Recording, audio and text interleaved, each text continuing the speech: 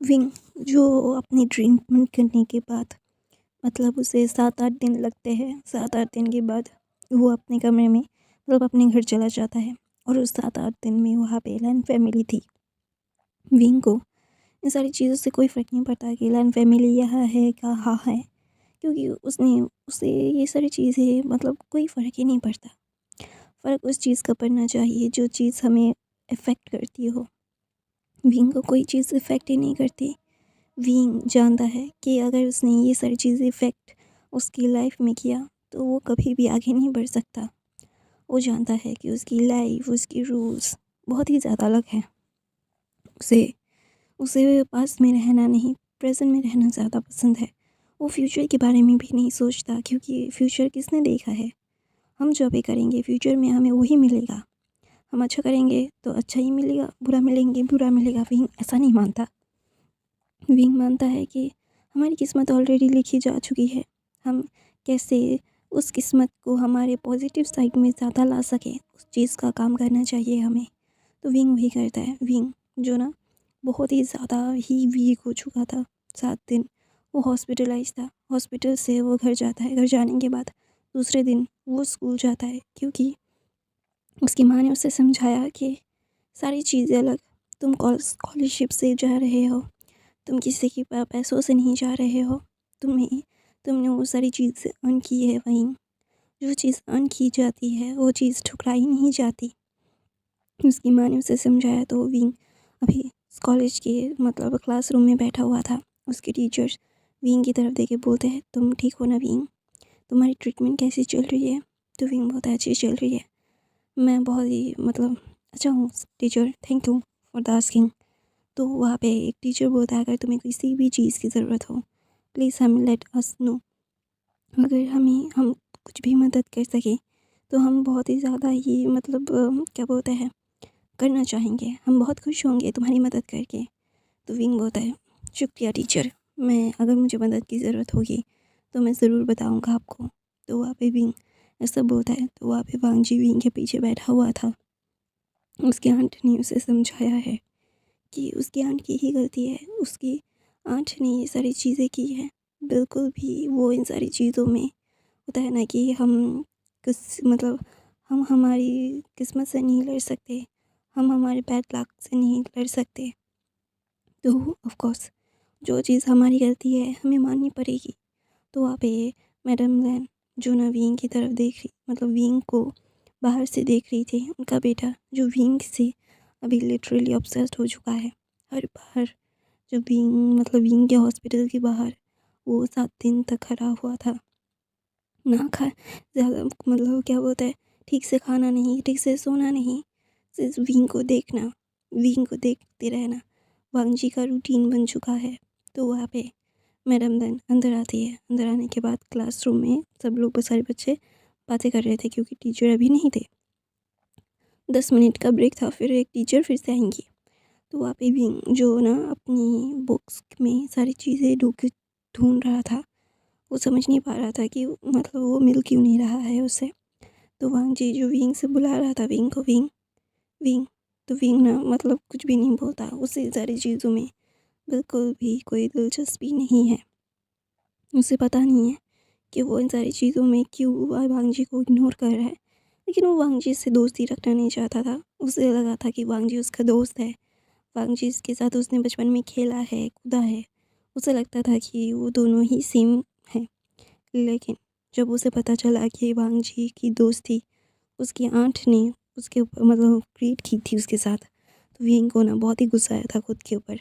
Wing ये सारी चीज़ें बिल्कुल मान नहीं पा रहा था। विंग जानता है कि इन सारी चीज़ों में उसने कितना ज़्यादा मतलब वो मतलब प्रेशर फील कर रहा है।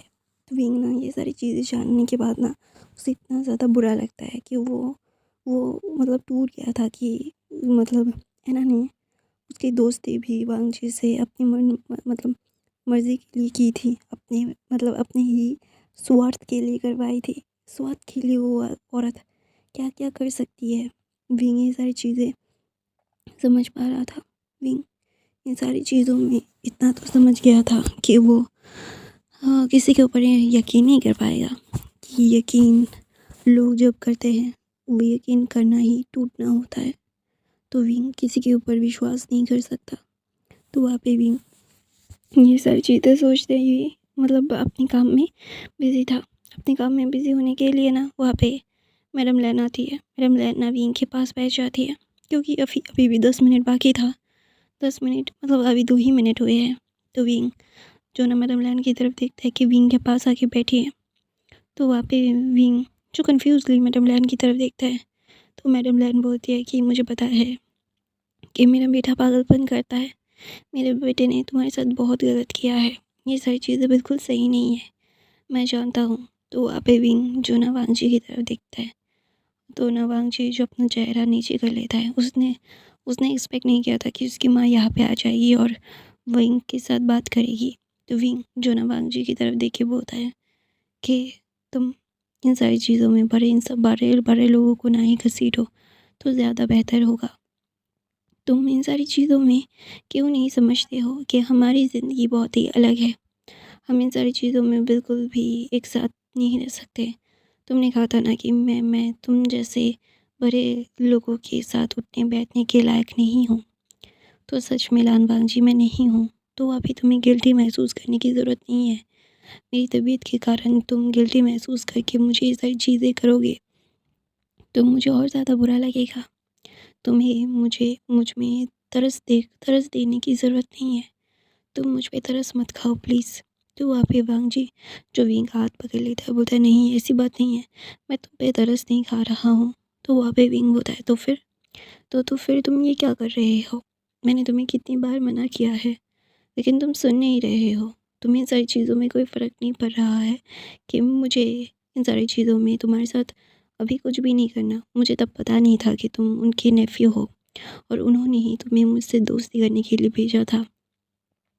मैं तो सिर्फ तुम्हारे साथ एक अच्छी सी दोस्ती, हेल्दी सी दोस्ती रखना चाहता था। मुझे नहीं पता था कि ये एक प्लान्ड चीज़ है। तो मैं कभी ऐसी मतलब प्लान चीज़ों में नहीं फंसता। लेकिन क्या करूँ, हर किसी को मतलब शक की नज़रों से देखना मेरी आदत नहीं है और मैं अभी भी नहीं देखता। तो वहाँ पे भी जो ना ऐसा बोलता है, मैडम लैंड की तरफ देख के बोलता है, मुझे पता है कि आपका बेटा मैं मुझ में गिल्टी महसूस कर रहा है। उसने जो चीज़ें की है मेरे साथ वो गुस्से में की है और अपनी आंट के प्यार में की है और मैं उसे बिल्कुल भी गलत नहीं समझता और ना वो गलत है और ना मैं उसे गलत कह रहा हूँ। लेकिन मैं इस ये बात ज़रूर कहना चाहूँगा कि अभी मैं उसके साथ कोई भी रिश्ता रखना नहीं चाहता। अभी मुझे इन सारी चीज़ों में ये तो समझ आ गया है कि मैं कभी भी इन सारी चीज़ों में एक बात तो ये है कि मैं कभी भी इन सारी चीज़ों में अभी उनके आपके बेटे के साथ एक हेल्दी दोस्ती तो नहीं रख सकता। जो चीज़ नहीं रख सकता तो नहीं रख सकता। मुँह पे बोल देता हूँ। आपके बेटे को मेरे बारे में पता है। हम लोग दोस्त थे। हम मतलब मैं जब 8 या 9 साल का था तब से हम दोस्त थे। जब मैं 14 का हुआ तभी हमारी दोस्ती टूटी और अभी मैं 16 का हूँ। 2 साल हुए हैं हमारी दोस्ती को मतलब दूर हुए। तो मुझे पता है कि इन सारी चीज़ों में आप ना इसकी कोई गलती है ना उनकी कोई गलती है। मैं किसी को दोष नहीं दे रहा हूँ। ये तो हमारी किस्मत में लिखा था और किस्मत की चीज़ें हो जो जैसी होनी होती है वह वैसे ही होती है। मैं इसको कितना भी डिनाई कर लूँ, कितना भी मना कर लूँ, ये कभी भी ख़त्म नहीं हो सकता। इसका मतलब ये नहीं है कि वो गिल्ट महसूस करके अपने आप को ऐसे हर्ट करे। मत करो ऐसे हर्ट। तुम इन सारी चीज़ों में मैं तुम्हें एक क्लियरली बात बताऊँ कि हर कोई अपनी ज़िंदगी को इस तरीके से तुम्हारे साथ जोड़ना चाहे तो जोड़ना मत। किसी की बात सुन के किसी की ज़िंदगी में जाना मत जब तक तुम ना चाहो। तो ऐसे ही मतलब 2 नावों में पैर रख के तुम कभी भी कुछ भी नहीं कर सकते। तुम्हें इन सारी चीज़ों में ये तो समझना होगा कि तुम हमारी लाइफ हमारे रूल्स अलग है ना लानबान जी। जो चीज़ अलग है उसे अलग ही रहने दो। तुम इन सारी चीज़ों को कैसे क्या होगा क्या नहीं, हर किसी को अपनी स्वार्थ में अपनी ही ज़िंदगी में अपनी रूल्स को डालने मत दो। कौन कितने पानी में है ये खुद देखो। अगर तुम चाहो तो सब कुछ कर सकते हो, सब कुछ कर सकते हो। किसी और के कहने पे किसी को जज मत करना। इतना ही बोलूँगा। और हम दोनों कभी और दोबारा से फिर से वैसे दोस्त नहीं बन सकते कि हमारी दोस्ती ही गलत इंटेंशन पे खड़ी हुई थी। तुम्हारी कोई गलत इंटेंशन नहीं थी, लेकिन मेरी कोई गलत इंटेंशन नहीं थी। जिन्होंने हमें मिलाया उनका भी कोई गलत इंटेंशन नहीं था, लेकिन झूठ था। जो था सब झूठ था, जो हमारे लिए सही नहीं है। मुझे पता नहीं था कि वो सारी चीज़ें झूठी थी। अगर मुझे पता होता तो मैं सच में ये सारी चीज़ें नहीं करता, और तुम भी नहीं करते। एक म्यूचुअल अंडरस्टैंडिंग पे ये सारी चीज़ें ख़त्म करते हैं प्लीज़। तो वहाँ पे विंग ना ऐसा बोल के ना वांग जी की तरफ देखता है, बोलता है आंट अभी उसे वो खुद को पनिश नहीं करेगा, मैं उससे बात कर चुका हूँ। तो वहाँ पे बोलता है थैंक यू विंग। तो विंग बोलता है आपको मुझे थैंक यू करने की ज़रूरत नहीं है, मैं इसके साथ कॉन्वर्सेशन करता। तो ना वहाँ पे वांग जी की तरफ देख के बोलता है लान वांग जी, हम दोनों की ज़िंदगी बहुत अलग है। दो अलग नाव पे हम खड़े हुए हैं जो कभी भी डूब सकती थी, क्योंकि हम दोनों ही झूठ की नाव पे बैठे हुए थे। तो डूबना तो बनता था। अभी ये सारी चीज़ें बाद में बात करते, ठीक है? जाओ अपने काम से काम रखो। ऐसा बोल के भी जो मतलब टीचर आ जाता है। टीचर आने के बाद ना सारी चीज़ें देखने के बाद मतलब क्लास करने के बाद विंग का फ़ोन ना वाइब्रेट होता है। विंग फ़ोन को देख के ना वो मुस्कुराता है। विंग कैफेटेरिया में था, वांग जी दूर से विंग को देख रहा था।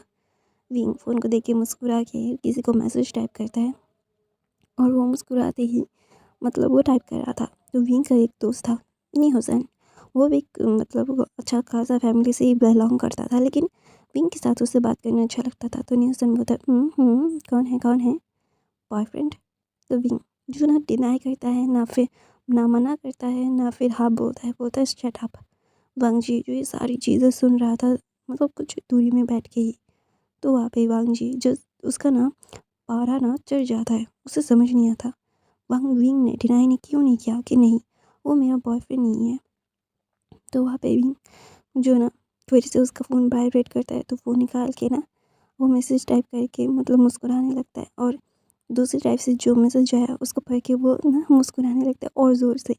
उसकी मुस्कुराहट देख के नी हुसैन बोलता है क्या हुआ? तो नी हुसैन की तरफ दिखा के बोलता है देखो। तो वहाँ पे नी हुसैन बोलता है हाउ रोमांटिक यार, कितना रोमांटिक है ये। मेरा तो दिल हाय बाग बाग हो गया, मेरा दिन बन गया यार, ये कितना क्यूट है। तो वहाँ पे विंग बोलता है यार आई नो। तो वहाँ पे विंग ये सारी चीज़ें बोलने के बाद ना बोलता है मुझे इन सारी चीज़ों में इतना तो पता चल गया कि क्या है क्या नहीं, किसी को क्या ही फ़र्क पड़ता है ना।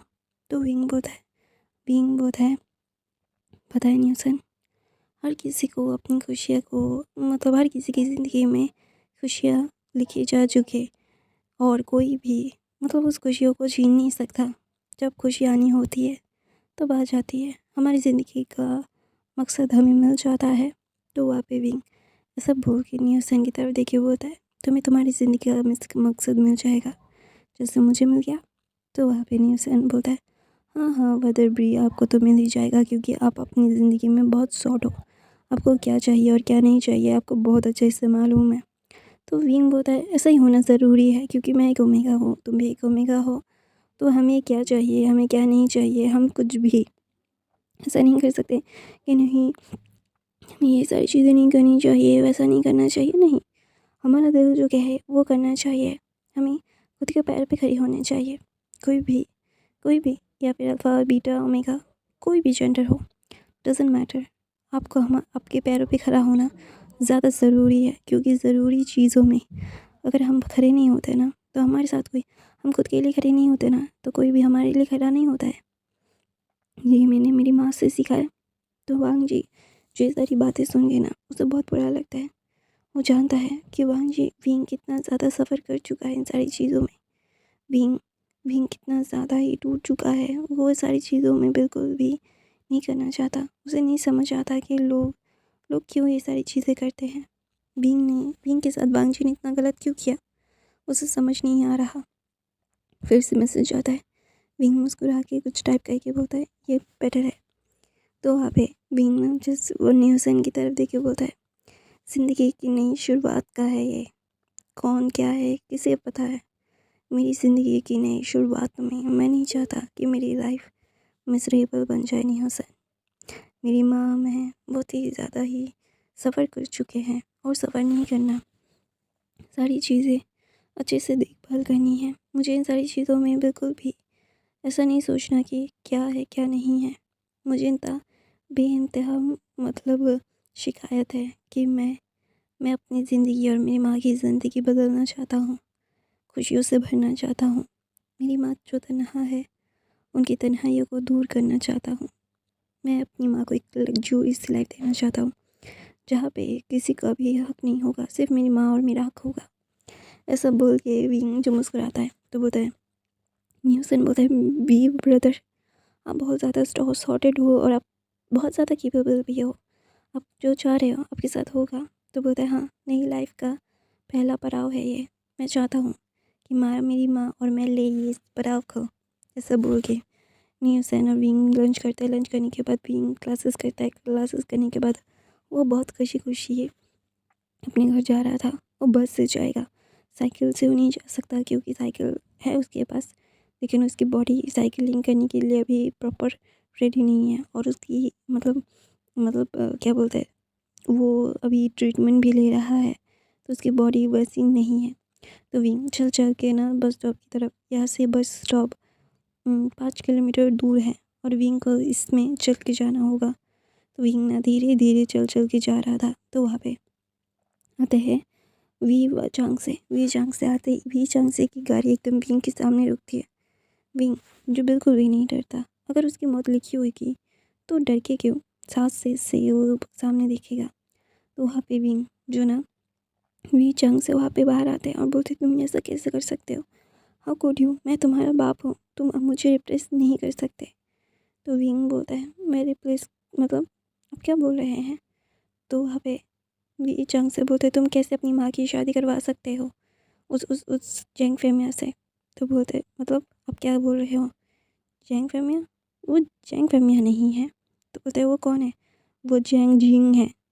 तो बोलते व्हाट, वो जैंग जिंग के साथ तुम कैसे अपनी मदर की शादी करवा सकते हो, तुम्हारी मदर के पीछे वो कॉलेज टाइम से पढ़ा हुआ है, तुम्हारी मदर ने उसे एक बार भी। तो बोलता है, मेरी माँ ने भाव नहीं दिया, मेरी माँ ने भाव दिया, क्या किया क्या नहीं किया, वो मेरी माँ की मेरी माँ का मतलब कॉल है, वो तुम्हारा आपका कॉल नहीं है या फिर ना मेरा कॉल है। मेरी माँ कैसी ही लाइफ डिज़र्व करती है, किसी लाइफ डिज़र्व नहीं करती है। कौन क्या है क्या नहीं है, किसी को क्या ही फ़र्क पड़ता है ना। तो वहाँ पे विंग जो ना बोलता है बी चांसे की तरफ देख के कि अपनी लाइफ, अपने रूल्स, अपने रेगुलेशन मैं अपनी तरीके से जीता हूँ, मेरी माँ भी वैसे जिएगी। और आप कौन होते हैं मेरी माँ के आगे बढ़ने के लिए सवाल उठाने वाले। जैंग जीन अंकल बहुत अच्छे हैं, मैंने बचपन से देखा है मेरी माँ का साथ देते हुए। उन्होंने कभी भी मेरी माँ से किसी किसी और की कंपैरिजन नहीं किया, कभी भी किसी और की तरफ नहीं देखा। जब भी देखा मेरी माँ को देखा, इसीलिए मुझे वो पसंद है और मेरी पसंद मेरी माँ को पसंद है। और मैं मेरी माँ को क्यों अकेला रखूँ, जब वो उनकी ज़िंदगी में कितना बेहतर, इतना अच्छा एक अल्फ़ा आ सकता है, वो अकेले क्यों रहे। आप तो अकेले नहीं हैं, आप तो तलाक के तीसरे दिन ही जाके शादी कर चुके थे, है ना। तो आप ये जैंग fam Lang Jhingan zone जैंग fam में आते हैं और बोलते हैं, क्या बोलते हैं, वी चंग से तुम यहाँ पे क्या कर रहे हो, तुम विंग के साथ लड़ क्यों रहे हो, उसकी तबीयत ख़राब है। तो विंग जो ना वी चंग से की तरफ देख के बोलते हैं, देखिए ना, मैं आपके बारे में जानना चाहता हूँ ना, मैं खुद को आपके बारे में बोलना चाहता हूँ। आप अपनी लाइफ में रहिए, मैं अपनी लाइफ में रहता हूँ। जो चीज़ जैसे चल रही है वैसे चलने दीजिए। आप अपनी लाइफ में खुश रहिए, मैं अपनी लाइफ में खुश रहता हूँ, परेशान मत कीजिए। I hope you understand. तो बोलते, नो आई एम नॉट, मैं कोई भी चीज़ अंडरस्टैंड नहीं कर रहा हूँ और मुझे कोई भी चीज़ अंडरस्टैंड नहीं करनी है। तुम्हारी माँ शादी नहीं कर सकती। तो वहाँ पे विंग बोलता है, मेरी माँ शादी कर सकती है या नहीं कर सकती, वो मेरी माँ के ऊपर छोड़ दीजिए। तो वहाँ पे वी चंग से ना विंग के ऊपर हाथ उठाने वाले थे और बोल रहे थे, तुम अपने बाप के साथ ऐसा कैसे कर सकते हो, हाउ कुड यू। तो वहाँ पे विंग जो कुछ भी नहीं कहता, क्योंकि ऑफ कोर्स उसे इन सारी चीज़ों से कोई फ़र्क नहीं पड़ता कि वी चंग से क्या सोचते हैं, क्योंकि वी चंग से की सोच के साथ मिल के विंग कभी कुछ करेगा ही नहीं। वी चंग से ने विंग के ऊपर हाथ उठाने की कोशिश की। विंग ने पकड़ने की कोशिश भी नहीं की। वहाँ पे वांग जी आ जाता है, बोलते अंकल आप पागल हो गए हैं, आप ये क्या कर रहे हैं, उसकी तबीयत ख़राब है। तो विंग जो ना, उसका सर ना बहुत घूम रहा था, ऑफकोर्स उसकी ट्रीटमेंट चल रहा है और वो मतलब 2 किलोमीटर चल के भी आया है। तो ये सारी चीज़ें उसके लिए बहुत ही ज़्यादा ही हेक्टिक हो रही है और वो मतलब अभी बहुत देर से खड़ा हुआ है और वी चंग से साथ बात कर रहा है। तो विंग का ना बैलेंस इन मतलब डिसबैलेंस होता है और वो ना गिरने वाला था, तो वांग जी उसे पकड़ लेता है। तो विंग वांग जी को अपने से दूर करता है। दूर करने के बाद ना वो बोलता है सॉरी। तो विंग वांग जी बोलता है विंग आई ओके। तो विंग बोलता है हाँ हाँ मैं हूँ ठीक। तो वहाँ पे वी चंग से जो ना मतलब वो पेल पड़ जाते हैं। उनका दिमाग ख़राब हो गया है क्या, वो अपनी बेटी के साथ ऐसे कैसे कर सकते हैं, वो अपनी बेटी से कितना प्यार करते हैं, उनका बेटा ये सारी चीज़ें कैसे कर सकता है। हाँ हाँ। तो ना वहाँ पे विंग जो ना मतलब वो बोलता है थैंक यू, वैसे बोल के विंग अपने आप को छुड़ा के ना चलने लगता है। फिर उससे विंग को ना ब्लैक मतलब उसका आँखों के सामने ब्लैक हो जाता है। तो विंग वहाँ पे खड़ा हो जाता है। तो सब लोग ना थोड़ा सा शॉक थे, क्योंकि वी चांग से मतलब ये सारी चीज़ें कर क्या रहे थे, वो समझा रहे थे वी चांग से को। विंग जो ना उसे पता है कि अभी वो चलने लगेगा तो बेहोश हो सकता है। विंग जो नहीं चाहता था कि वो बेहोश हो जाए। विंग बहुत ही ज़्यादा एक गहरी सी सांस लेके वो धीरे धीरे ना बैठ जाता है और अपने सर को पकड़ लेता है। अपने सर को पकड़ने के बाद ना वो ना लिटरली वहाँ पे तब हम 5-2 मिनट से बैठा हुआ था। वांग जी जो देख रहा था कि विंग वहाँ पे बैठा हुआ है अपने सर को पकड़े हुए। तो वहाँ पे विंग के पास ना वांग जी भाग के जाता है और विंग को अपने भाव में ले लेता है। विंग जो पहले डर गया था कि वो मतलब हवा में कैसे फ्लोट कर सकता है, कोई भूत दूत तो नहीं है। तो ऐसे मतलब वो ये सारी चीज़ें मतलब ऑफ कोर्स मतलब विंग ये सारी चीज़ें थिंक कर रहा था। तो वो वांग जी की जब उसका मतलब वांग जी का बात मतलब सेंट हो जाता है तो वांग जी को बोलता है वांग जी निक छोड़ो मुझे, तुम ये क्या वो कर रहे हो। तो वांग जी ना विंग की तरफ देख के बोलता है शट अप। तो वांग जी अपनी कार में बिठा के विंग को वहाँ से लेके जाने लगता है। तो वी चांग से विंग वांग जी के पीछे पीछे कार में आता है। तो सब लोग ना विंग के मदर के कैफ़े में मतलब वो एक रेस्टोरेंट था वहाँ पे आते हैं। विंग जो अपनी मदर की तरफ जा रहा था, उसका मतलब ब्लैक आँखों में ब्लैक होना वो बंद नहीं हो रहा था, क्योंकि उसे पता है कि उसे अभी दवाई लेनी है। पहले उसे कुछ खाना होगा फिर दवाई लेनी होगी, वरना उसके लिए और ज़्यादा मुश्किल हो जाएगा। तो विंग जो ये सारी चीज़ें जानता है, तो इसलिए ना वो अपनी मदर की तरफ देखता है। उसकी मदर जो बहुत वरीडनेस से वो देख रही थी विंग को, और विंग के पास आती है विंग यू ओके। तो वहाँ पे वी चंग से आते हैं और वी चंग से आता है जंगल सरन के ऊपर चिल्लाने के लिए और बोलते हैं तुम ऐसी कैसी माँ हो, वो अभी अभी मतलब ठीक से पहले ट्रीटमेंट हुआ है उसका, उसे बेड रेस्ट करने के अलावा उसे कॉलेज भेज रही हो तुम। तो वहाँ पे वी चंग से की बात सुन के चंग से सरन बोलते हैं मेरा बेटा है मैं संभाल लूँगा, तुम्हें ज़्यादा चिल्ला चिल्ली करने की ज़रूरत नहीं है, तुम्हारा कोई राइट नहीं है मुझ पे चिल्लाने का, तुम मुझ पे चिल्लाना मत दोबारा से। तो वहाँ पे भी चंग से बोलता है कि तुम मेरे बेटे का अच्छे से ध्यान नहीं रख रही हो। हाँ क्यों ही रखोगी, अभी तो तुम्हारा आशिक आ चुका है, अपने आशिक के साथ तुम बिज़ी होगी, तुम अपने आशिक के साथ बिज़ी होने के बाद ही तुम अभी मेरे बेटे का अच्छे से ध्यान थोड़ी रखोगी। तो ऐसा बोल के ना मतलब वहाँ पे वी चांग से ऐसा बोलते हैं। वी चांग से की बात सुन के चांग से सरन बोलती है कि मैं अपने बच्चे का ध्यान रख सकती हूँ या नहीं रख सकती हूँ वो बात की बात है, तुम कौन होते हो मुझे बातें सुनाने वाले। आइंदा से मुझे सुनाने से पहले ना खुद के गिरबान में झाँक के देखना कि तुम क्या हो, जो घटिया तुम हो मुझे बना रहे हो। तो वहाँ पे वी चांग से बोलता है अभी बहुत मुँह खुल रहा है तुम्हारा, है ना, तुम्हारे ये मुँह बंद करने में मुझे 2 मिनट नहीं लगेगा। तो वहाँ पे वी चांग से जब भी बोलता है तो चांग से सरन वी चांग से को टोटल इग्नोर करके विंग के पास जाती है और बोलते हैं विंग आई ओके। तो विंग बोलता है नहीं मॉम मुझे। तो वहाँ पे वी चांग से अपने एक एम्प्लॉय को इशारा करता है, वो एम्प्लॉय एक कटोरी में विंग के लिए सूप लाता है। सूप लाने के बाद ना वो क्या करता है, विंग ना जस्ट वहाँ पे बैठा हुआ था, क्योंकि उसे ये सारी चीज़ें समझ नहीं आ रही थी कि उसका बॉडी ऐसे रिएक्ट क्यों कर रहा है। तो भांग जी की आँखों में टोटल परेशानी सब लोग देख पा रहे थे, सब लोग समझ रहे थे कि ये कितना क्या मतलब कितना परेशानी वाला बात है विंग के लिए। विंग के लिए वो कितना ज़्यादा परेशान है, वही सारी चीज़ें देख रहे थे। तो वहाँ पे विंग जो ना वांग जी की तरफ दिखता है। देखने के बाद ना वो बहुत ही मतलब अजीब सी मतलब कश्मकश में बैठा हुआ था विंग, जो वांग जी की तरफ देख के होता है कि तुम यहाँ पे क्या कर रहे हो, जाओ ऐसे। तो वहाँ पे वी चांग से विंग के पास आके विंग को पकड़ना चाहते थे, तो विंग ना झटके से वहाँ से उठ जाता है। तो वी चांग से जिन्हें बहुत बुरा लगता है कि आज तक विंग को एक बार छू नहीं पाए हैं। ऐसा नहीं है कि वो गलत तरीके से छूना चाहता है, नहीं, वो एक बाप है, अपने बच्चे को छू के देखना मतलब उसे देखना कि ये मेरा अंश है, वी चांग से कभी कर ही नहीं पाए, कभी भी नहीं। वो बहुत रिग्रेट करते हैं। तो विंग ना जब मतलब फटाक से खड़े होकर वैसे जा रहा था ना, उसका सर घूमने लगता है, वो गिरने वाला था। तो वहाँ पे जैंग जीन आके विंग को पकड़ लेता है और बोलता है, बेटा तुम ठीक हो ना, तुम ठीक तो हो, तुम ये सारी चीज़ें क्या हुआ बेटा, आई ओके। तो विंग ना बोलता है, नहीं मुझे अच्छा नहीं लग रहा है। तो ना वहाँ पे विंग जो ना जैंग जीन की बाहों में अपने आप को लीन कर लेता है। तो वी चांग से को इतना बुरा लगता है, उनका दिल इतना टूट जाता है कि वो ना ठीक से बोल नहीं पा रहे थे, वो उनकी आंखों में आंसू आ जाते हैं। तो जैन जीन ना विंग को अपनी बाह में लेके बैठ जाता है, एक फादर जैसे बैठते हैं ना अपने बच्चे को लेके।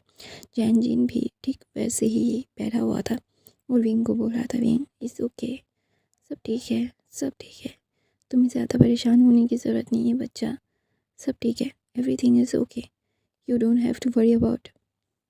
तो तुम्हें इतना वरीड होने की ज़रूरत नहीं है। तो वहाँ पे भी जो है बोलता है, मैं वरीड नहीं हो रहा हूँ। तो वहाँ पे जैन जीन बोलता है, दिख रहा है तुम कितनी ज़्यादा परेशानी में हो विंग, ये सारी चीज़ें बिल्कुल भी सही नहीं है, इट इज़ नॉट गुड, ये तुम्हारे लिए सही नहीं है, हमारे लिए सही नहीं है बच्चा। तो वहाँ पे चांग से सरन विंग को सूप ला के जैन जीन के हाथों में देती है। जैंग जिन जो विंग को सूप पिला रहा था। तो वहाँ पे सब लोग देख रहे थे, जैंग जिंग एक फादरली फिगर विंग के लिए है। तो वहाँ पे मतलब जैंग फैमिया जो ना वी चांसे की तरफ देखे बोलता है, अभी यहाँ से चलना चाहिए हमें। तो वहाँ पे बोलता है, नहीं, वो मेरी बेटी को मुझसे छीनना चाहता है, मैंने उससे मतलब ये चांसे सरन को छीना था और वो मुझसे मेरी बेटी को छीन रहा है, क्या मैं ऐसा नहीं होने दे सकता, तुम समझ नहीं रहे हो। वांग जी जो वहाँ पे बैठता है बहुत कॉशियसली विंग को देखने लगता है। तो जैन जिन मुस्कुराता है और बोलता है, कोई बात नहीं बेटा, वो ठीक है, वो थोड़ा सा खाएगा, थोड़ा सा पिएगा और दवाई ले लेगा तो ठीक हो जाएगा, ज़्यादा परेशान मत हो, ठीक है, तुम्हें भी सूप पीना है।